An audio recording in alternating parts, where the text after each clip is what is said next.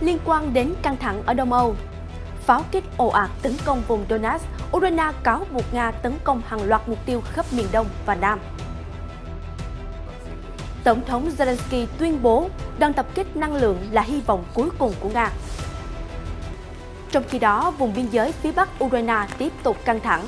IS-Đức nêu nhận định Nga đang tìm cách trói chân Ukraine ở biên giới với Belarus. Tổng thống Ba Lan nói NATO sẽ không đối xử với Nga như cách nước này làm với Ukraine. Ở diễn biến khác, ảnh vệ tinh hé lộ hàng hóa của Nga chất đống ở bãi đường sắt Triều Tiên. Bắc Kinh nói hội đàm Mỹ-Trung là thẳng thắn sâu sắc và mang tính xây dựng. Tất cả sẽ được gửi đến quý vị ngay sau đây.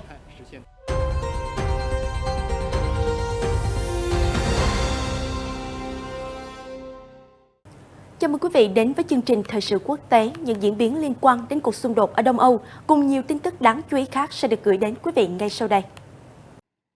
Sky News dẫn bản cập nhật tình hình chiến sự hàng ngày của Ukraine cho biết, lực lượng Nga tiếp tục mở các đợt tấn công ở miền Đông và miền Nam bằng tên lửa, máy bay không người lái và pháo binh. Theo Bộ Tổng tham mưu Ukraine, ở phía đông, Kiev đã đẩy lùi các cuộc tấn công của Nga nhắm vào 4 khu dân cư tại Donetsk và 8 khu dân cư ở Luhansk. Riêng tại tỉnh Donetsk, Nga duy trì các cuộc công kích vào Bakhmut, Avdiivka và Liman. Những thị trấn này gần như đã hóa đống đổ nát sau các cuộc bắn phá dữ dội. Moscow cũng đã nã tên lửa vào các cơ sở hạ tầng dân sự ở Kostyantynivka. Donetsk là một trong 4 khu vực của Ukraine mà Nga đã tuyên bố sáp nhập sau các cuộc trưng cầu dân Ý bị Kiev coi là bất hợp pháp. Theo Bộ Tổng tham mưu Ukraine, ở những nơi khác, lực lượng Nga đã thực hiện hơn 60 cuộc tấn công bằng rocket nhắm vào các cơ sở hạ tầng dân sự ở Kherson, thành phố chiến lược phía Nam mà Kiev đã tái kiểm soát vào tháng trước. Nga cũng được cho là đã nã pháo vào các khu định cư dọc theo tiền tuyến Zaporizhia ở miền Nam trung bộ của Ukraine. Trong khi đó, Kiev tiếp tục tấn công vào các kho vũ khí, sở chỉ huy và các mục tiêu khác của Nga. Hiện những tin tức liên quan đến xung đột ở Đông Âu chưa thể được kiểm chứng độc lập.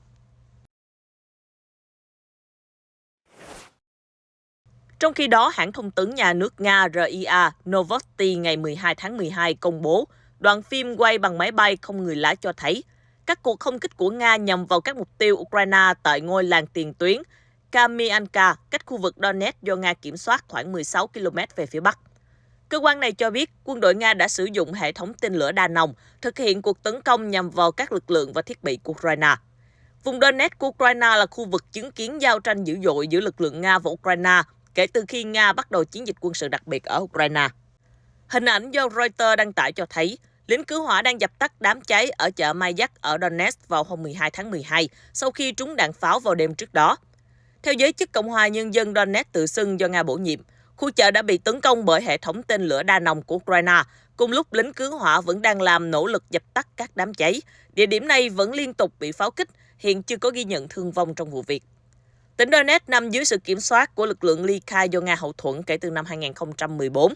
Lực lượng này cũng đã cáo buộc Ukraine pháo kích và nhắm mục tiêu vào các cơ sở hạ tầng dân sự ở khu vực. Theo Reuters, Tổng thống Ukraine Volodymyr Zelensky hôm 12 tháng 12 cho rằng Nga đang chuẩn bị cho một cuộc tấn công quy mô lớn trên khắp Ukraine và tập kích các cơ sở năng lượng là hy vọng cuối cùng của Moscow. Cụ thể, trong video phát biểu hàng đêm, nhà lãnh đạo Ukraine nói, tất cả chúng ta nên hiểu rằng Nga vẫn chưa từ bỏ các chiến thuật tấn công. Ở mọi cấp độ, chúng ta phải chuẩn bị cho bất kỳ ý định tấn công nào. Ông Zelensky cũng cho rằng việc Ukraine bị mất điện sau các trận tập kích là hy vọng cuối cùng của Nga. Nga vẫn trông chờ vào tình trạng mất điện. Đây là hy vọng cuối cùng của những kẻ cực đoan. Trước đó, nhóm G7 cam kết sẽ đáp ứng yêu cầu khẩn cấp của Ukraine sau khi Tổng thống Volodymyr Zelensky kêu gọi hỗ trợ xe tăng, hỏa lực pháo binh và vũ khí tầm xa, hỗ trợ cho các cuộc chiến chống lại Nga.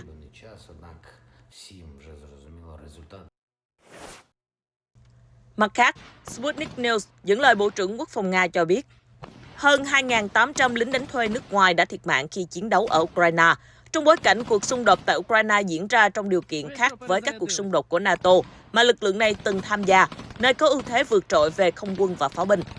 Số lượng này được cho là đã giảm hơn 3,5 lần so với tổng số lính tham gia kể từ tháng 2. Trong một chia sẻ với phóng viên Sputnik, lực lượng quân dự bị mà Nga huy động để chiến đấu trong chiến dịch quân sự đặc biệt ở Ukraine cho biết, họ đã từng chạm trán gần với lính đánh thuê nước ngoài ở hướng Svatok tại mặt trận ở khu Cộng hòa Nhân dân Luhansk tự xưng. Trong khi các bên đang đối đầu bằng súng cối, chúng tôi ngồi trong chiến hào, củng cố các vị trí phòng thủ.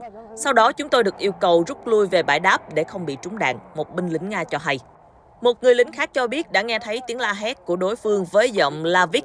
Trong khi đó, những binh sĩ khác cho rằng họ có thể chạm trán một nhóm người lính đánh thuê Ba Lan hoặc Slovakia. Họ mặc đồng phục màu đen và vào ban đêm bạn không thể nhìn thấy bất cứ thứ gì, một người khác nói thêm. Theo Sputnik, nhiều công dân nước ngoài là lính đánh thuê chuyên nghiệp. Trước đây từng phục vụ trong quân đội Mỹ và các lực lượng NATO trong các cuộc chiến của phương Tây tại Iraq hoặc Afghanistan. Công dân Ba Lan được cho là một trong những lực lượng người nước ngoài dự phòng lớn nhất đang chiến đấu ở chiến trường Đông Âu. Cuối tháng trước, truyền thông Ba Lan đưa tin, cho đến nay có khoảng 1.200 công nhân Ba Lan thiệt mạng, hàng nghìn người khác bị thương. Warsaw được cho là đã tạo ra một nghĩa trang đặc biệt kiểu Mỹ, rộng 1.700 chỗ ở Austin, Đông Bắc Ba Lan để làm nơi an nghỉ cuối cùng cho các chiến binh đã thiệt mạng.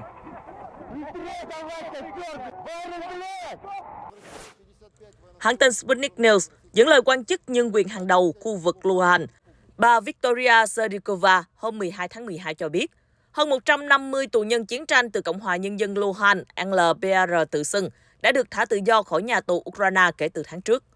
Cụ thể, phát biểu tại cuộc họp, bà Victoria Serikova cho biết hơn 150 binh sĩ từ LPR đã được trả tự do ra khỏi nhà tù Ukraine và mỗi người kể lại với chúng tôi rằng họ đã bị đối xử vô nhân đạo.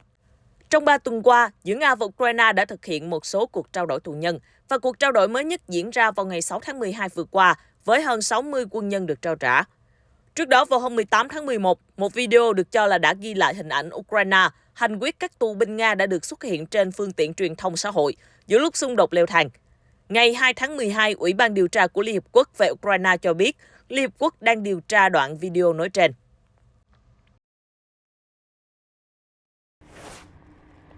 Theo Sky News, trong phân tích mới nhất về cuộc xung đột Nga-Ukraine, Viện Nghiên cứu Chiến tranh ISW đã tập trung vào vai trò của Belarus và cách Moscow tìm cách thao túng đồng minh ở biên giới Ukraine. Theo đó, nghiên cứu viết rằng các quan chức Nga liên tục tiến hành các hoạt động thu thập thông tin.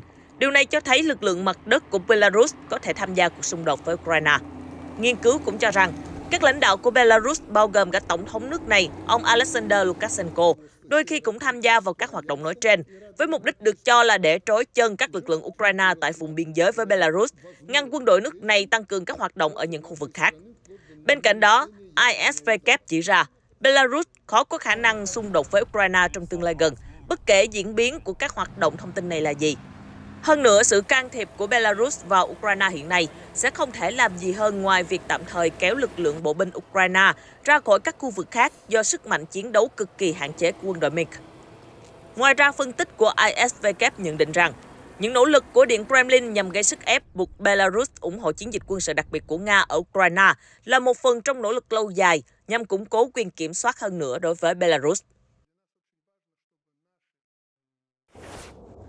Phát biểu tại cuộc họp báo chung với người đồng cấp Ukraine Alexei Rynikov ở Odessa, ông Johnson được yêu cầu bình luận về việc liệu máy bay Gripen có thể được Kiev sử dụng để đối phó với Moscow hay không. Hiện chúng tôi chưa có kế hoạch chuyển máy bay Gripen cho Ukraine. Tôi muốn làm rõ điều đó, nhưng tôi nghĩ đó là một chiến đấu cơ rất tốt. Bộ trưởng Johnson nói, đồng thời nhắc lại rằng một số nước Liên minh châu Âu EU đang khai thác loại máy bay này. Mặc dù Bộ trưởng Quốc phòng Ukraine Rynikov không đưa ra bất kỳ bình luận nào để đáp trả, nhưng trong một cuộc phỏng vấn hồi tháng 10 với Politico, ông bày tỏ hy vọng rằng Kiev cuối cùng sẽ có được khí tài quân sự tối tân của phương Tây. Tôi chắc chắn rằng việc chuyển giao các máy bay chiến đấu như F-16, F-15 hoặc Gripen từ Thụy Điển cũng sẽ khả thi, ông nói vào thời điểm đó. Hồi cuối tháng 11, nghị sĩ Thụy Điển Margot Jacobson đã viết trên Twitter rằng nếu Ukraine muốn mua Jas Gripen, chúng ta nên đồng ý, điều đó không quá khó. Tuy nhiên, các quy định NATO phá vỡ chính sách trung lập kéo dài hàng thập kỷ.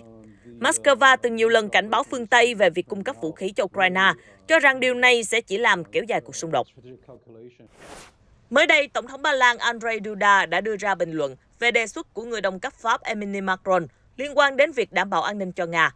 Theo Sky News, phát biểu trong một cuộc họp báo ở Berlin mới đây, ông Duda cho biết các nước NATO có thể đảm bảo với Nga rằng liên minh sẽ không đối xử với Moscow như cách mà nước này làm với Ukraine. Cụ thể, ông nói, với tư cách là những người trung thực, các chính trị gia, các thành viên NATO có thể đảm bảo với Nga rằng Chúng tôi sẽ không đối đãi với Nga như cách mà họ đang làm với người láng giềng của mình. Vào đầu tháng này, Tổng thống Pháp Macron đã hứng chịu chỉ trích khi phát biểu kêu gọi phương Tây xem xét đảm bảo an ninh cho Nga.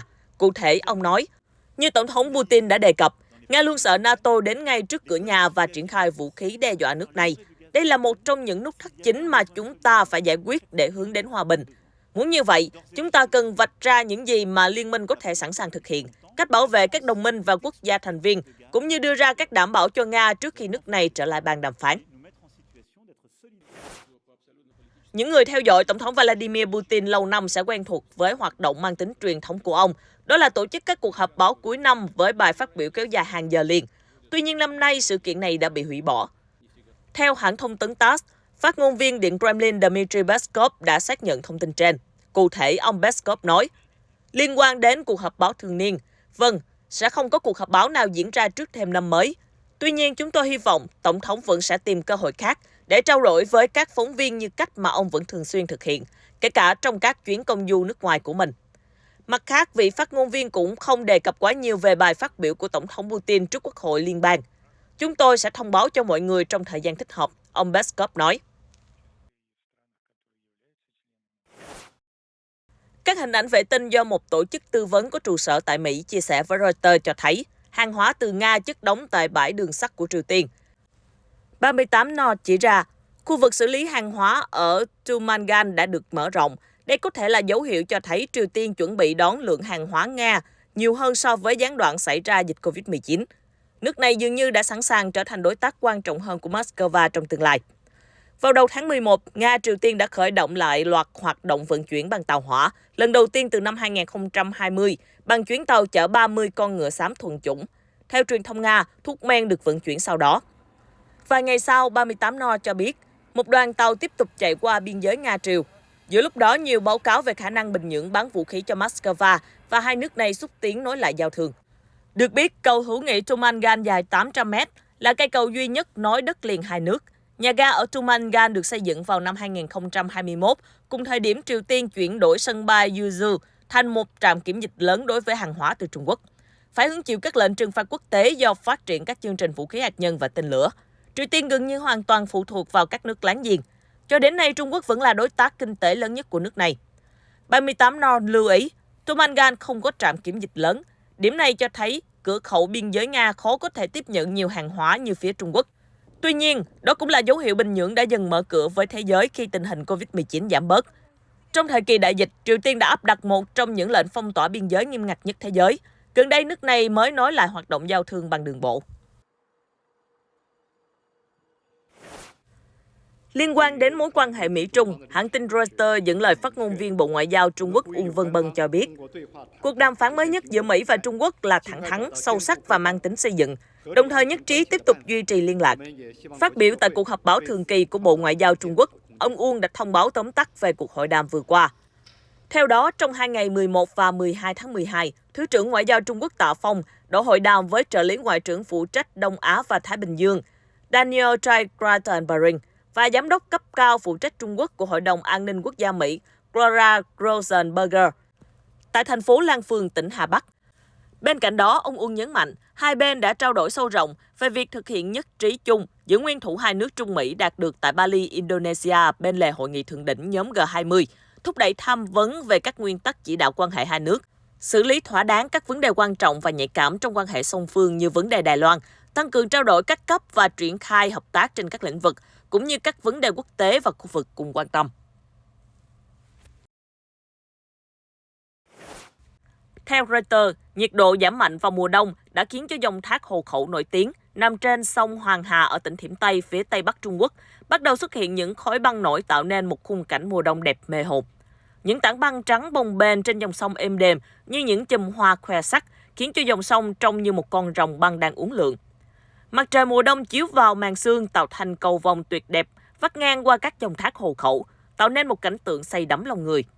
Được biết, lưu lượng nước tại đây đã giảm xuống 510 mét khối một giây so với thông thường là mức 800 mét khối một giây.